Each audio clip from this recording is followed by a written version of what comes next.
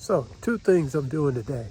One, I'm not going over to the car, but what I am doing is, okay, so in my car, the Lincoln Continental, 63 Lincoln Continental, a lot of people don't know this. Actually, my mechanic didn't know this, so I'm gonna explain it to you. We have a fuel pump that is very specific to the car. And it has 3 ports to it. My car has a carburetor, so it's not fuel injected. What happens is the car is notorious for vapor lock. So I'm gonna explain vapor lock and heat soak real quick. Vapor lock is when fuel boils inside the fuel line, preventing the carburetor from running, so the car will stall. So basically your fuel overheats, car stalls. There's a fix to that. Number one, the carburetor came with 3 ports instead of 2. Back in the day, they had the fuel pump came with 3 ports instead of 2, the fuel pump.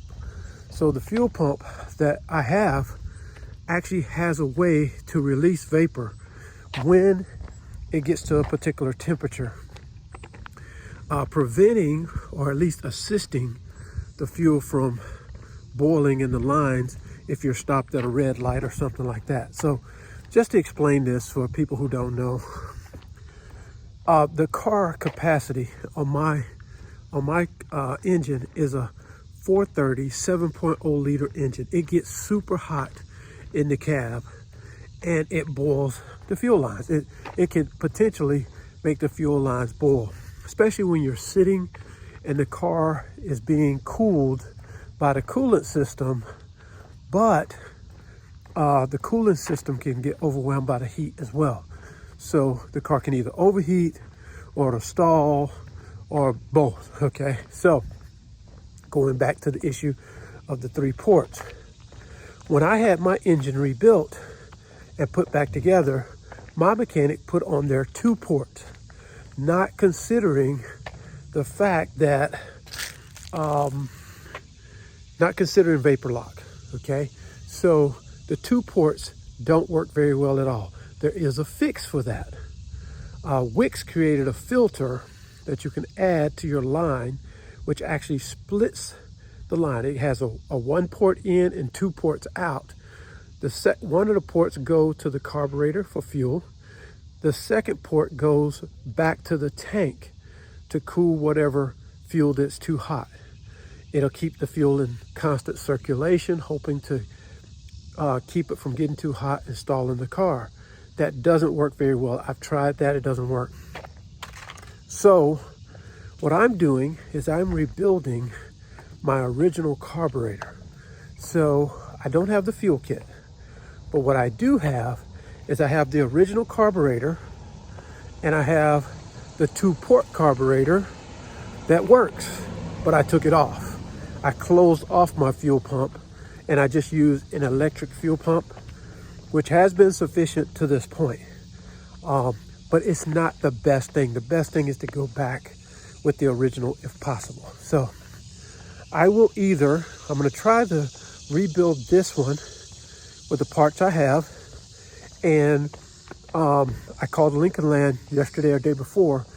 They don't have rebuild kits at the moment. There's other places to look for them as well. I'll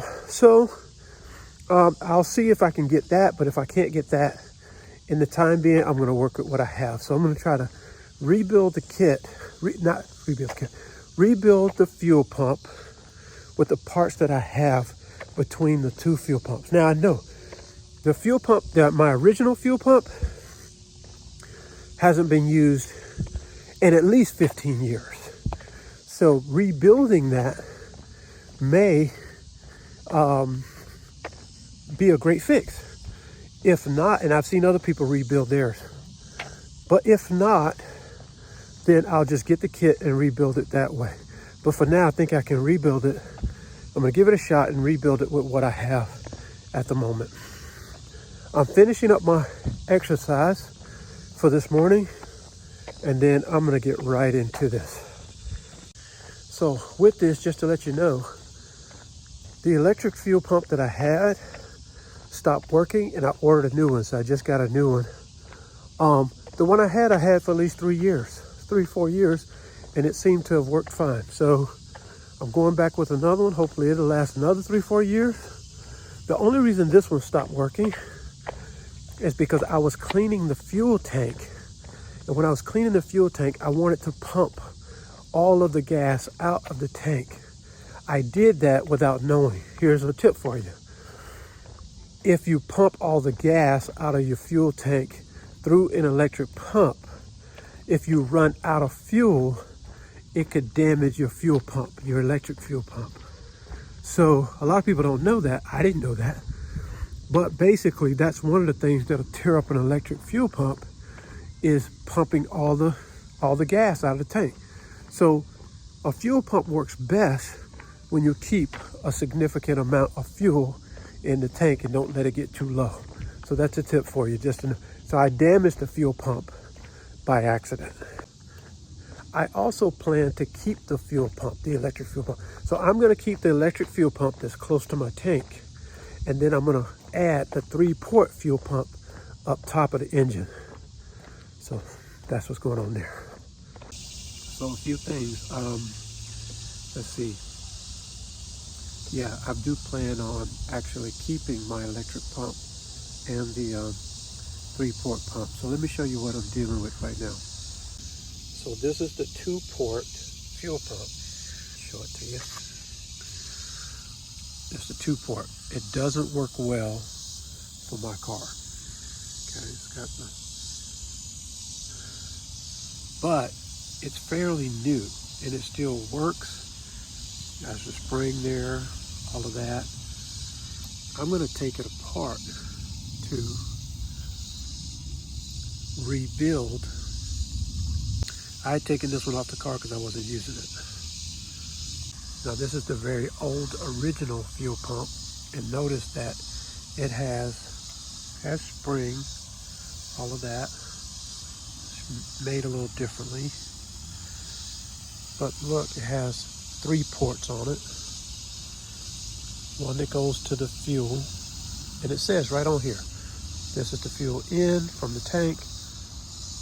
That's the fuel out to the carburetor, and this is the part right here that takes care of the vapor. When the engine fuel gets too hot, the fuel lines get too hot, this is the part that has the vapor. So the 3 ports work together, and you don't need the Wix filter if you've got all 3 ports. So I'm rebuilding this one.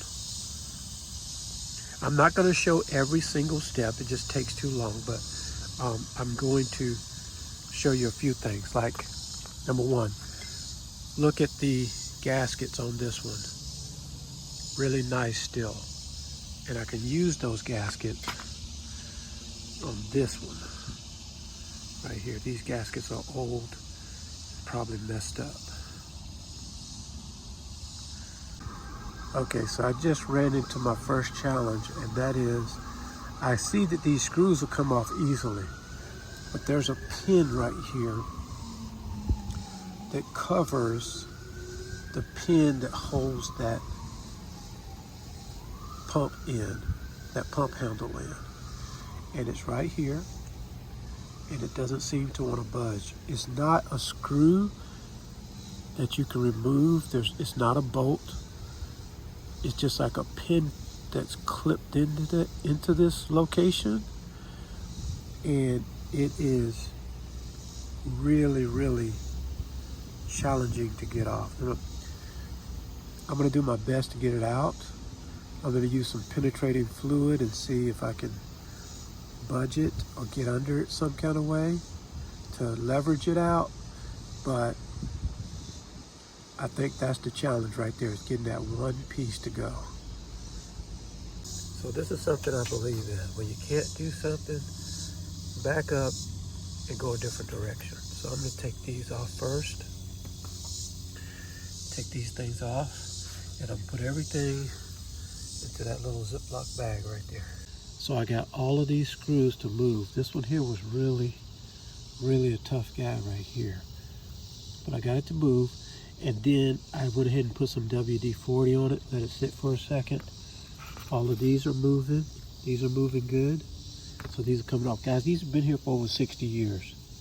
So basically what that means is they've been sealed in there for a long, long time. On top of that, this thing gets hot from the engine. So these get kind of welded almost into there. I didn't want anything to break, so I took my time with it. And once I got it to move, I immediately sprayed some more WD-40 on it, let it sit for a few minutes, and then we'll try to take the rest of the way out. So next are these guys, three ports. I'm gonna try to see if I can take each one of them out, clean them up, put them back in. This one is a filter. The big one's a filter, so probably don't need to put that one back in. Probably put a new filter on there. I'll see what happens with that.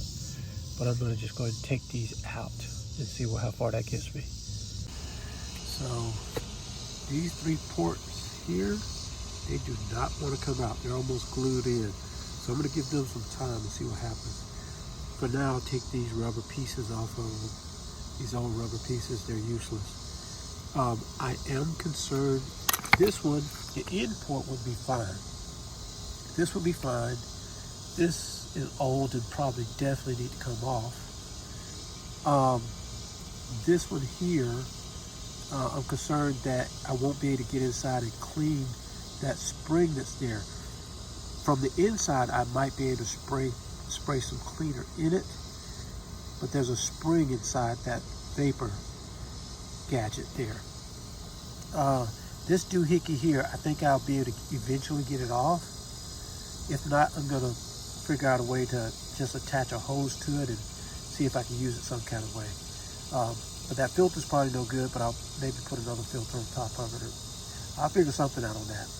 Whew, just had a break. I'm able to get this filter off. One of the things I've learned over the years is that with a 60-year-old car and 60-year-old parts, you don't want to break anything because you can't just go to the store and get one. They're impossible to get. So you want to be careful with these things. I can't replace this part. I can, but it's 400 bucks. If I, it's just $400 I don't want to spend. So I say can't. Well, you always can, but $400, I'd rather fix this one than spend another 400 bucks. So man, I'm removing 100 years of gunk off of this thing. You see how black that darkest spot in there is? That's how black the whole thing was, with just grease and who knows whatever else. Trying to get it clean as I can get it as I go. Okay, got all the screws out, and I'm getting ready to open it up here. See if we can get it to come apart. It's coming apart slowly but surely. I can see inside there's a spring there. So let me stop filming. I want to make sure I'm careful with this and not break anything. Yeah. So there it is, it's loose. This is the top part with the spring and plunger here. I'm gonna see if, then I've got this here. And I'll tell you something already, it's not what I expected. So let me see if this can actually be replaced. Okay, so I can see that this is worn around the edges right there.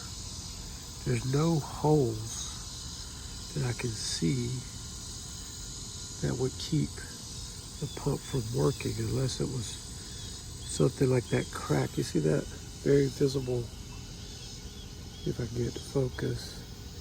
There's a very visible crack around there. And I'm also seeing that this is like a rubber lining that's squeezed between 2 panels of metal, here and here. So that's probably what the kit would be all about. But I've worked with this material before, naturally this is old. But if you've ever created a pond in your yard, like a pond and you have a rubber liner, That's what this material is. You probably could cut this out and make this yourself. I could do that if I had the rubber. Like I can go to Home Depot maybe and get that kind of rubber and make a circle, make the hose, and put this. My only problem is right now I can't seem to get this pin out. I'm putting penetrating oil on it, but if I can get that pin out, I could do this whole thing, I think. So next is this part here, what I want to get to. So I want to get to this one gasket that's right here. See if I can replace that. Looks like I can just unscrew these and get there, so we'll see. Okay, so this is how it looks on the inside. Now, I'm sure there's some fancy stuff on the inside of this thing that I'm not familiar with. This is actually pretty clean on the inside, but what I'm thinking, this part here that looks like rubber liner, I'm telling you, that's like, what do you call it, pond liner, like you use in your gardens, like a really thick rubber. I could make that if push comes to shove. Okay, so you remember when I was talking about I couldn't get that port there loose because there was a needle in here that takes care of the vapor lock, the fumes and stuff. So this piece right here, even if I can't take this off, which I'm still gonna, if I can't take this off, which I'm still gonna try to do, I can spray some cleaner right inside of here. There's plenty of room to do that. So I can spray some cleaner on that needle right there, which I'm gonna do. So, and I'm gonna clean this out best I can on both sides, here and here. And this is just a top. There's nothing really to do but maybe spray it out, but it looks pretty clean already. But I think that's a port where the gas comes in.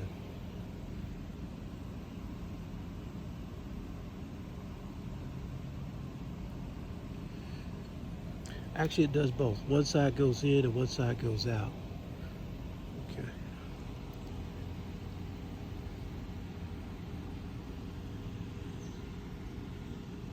Okay, so the only snag I did have on the old fuel pump is that part right there. Let's see if I can film it. That little pin right there. It's all scuffed up. But basically, I've got to drill that. Let me point to it so you can see. It's that piece right there. It covers and keeps the pin inside. Without the pin, I can't get this plunger piece out. Okay, I can't get this piece out without the pin. And this is the part that needs to be replaced. So I'm gonna have to drill that bit, put a screw in it and pull it out. I saw another YouTuber, he said that's what he did. So I'm gonna move on to the next part. I'm gonna take apart this one and see what I can get out of it. A lot of people might think I'm wasting money. I'm not. I can't use this anyway. I mean, I can use it, but it's not a really good productive way to have this Lincoln running. I'd have to have electric pump, run fuel up to this, and then I'd have to add another filter to it for my return. Because right now you just got one in from the fuel tank, one out for the carburetor. There's nowhere for the vapor to go. You put a filter on there that'll take care of the vapor going back to the return part of your tank, but it just doesn't work very well. So, also too, I want people to understand I'm an amateur. I'm not a mechanic. I don't work on cars all the time. Mechanics have done things thousands of times, hundreds, thousands of times, and they've made mistakes, learned from those mistakes over and over again until they got, they were taught how to do this stuff. My car's a very old car. There's no computer that's going to tell me what to do. Most all of the generation that fixed my old cars are gone or on their way out. And they don't want to fool with an old car if it's not their own. So all of my, if you want to watch a YouTube channel where the guys know exactly what they're doing, that's not what this is. I'm documenting my restore of the car, and I'm an amateur, and I know what I am. I know I'm an amateur. So I appreciate all the responses that I'll get, all the advice that I'll get. I'll probably take in a lot of it. But yeah, I'm not that guy who knows a heck of a lot about old cars. This is the only old project car I've ever done, and it's taken me a really, really long time. But I can tell you why that is, but that's for another video. It goes very, very specific. There's a lot of things that happened to me over the years with my car. I wouldn't wish it on anybody, but that's how that goes. Interestingly enough, so this is the newer of the two fuel pumps. This is the 2-port that I'm taking apart. And interesting enough, this one looks worse on the inside than did the one that's 60 years old. So, don't know why that is.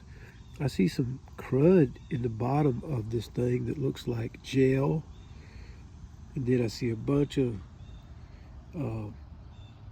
stuff that look like moisture, rust, different things.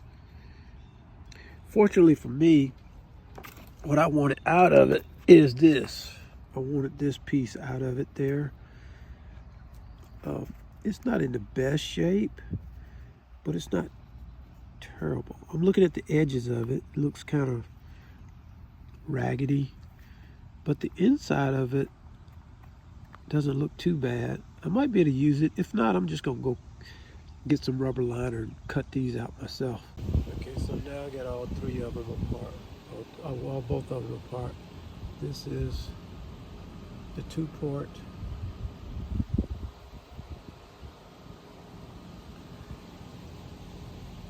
Okay. So, my carburetor project didn't work out the way I planned, but it took me a step closer to understanding how the thing works. So I'm happy about that. So my next step on that project will be to go ahead, get the 3-port carburetor kit. When I find it available, I'll go ahead and get the kit, and I'll replace the parts in my carburetor. And then once I have it put together, I'll install it on my car along with the heat shield, which I do have. I still have that. Those were in the original parts of my car when I got it ages ago, but I didn't know what these things were, and I didn't know how to use them. I didn't know for what reason. I still had them. Fortunately, I still have them. And so I'm going to use that to get my carburetor up and going. Yeah, so that'll be my next step. And I'll probably do a video once I get those parts and put that together.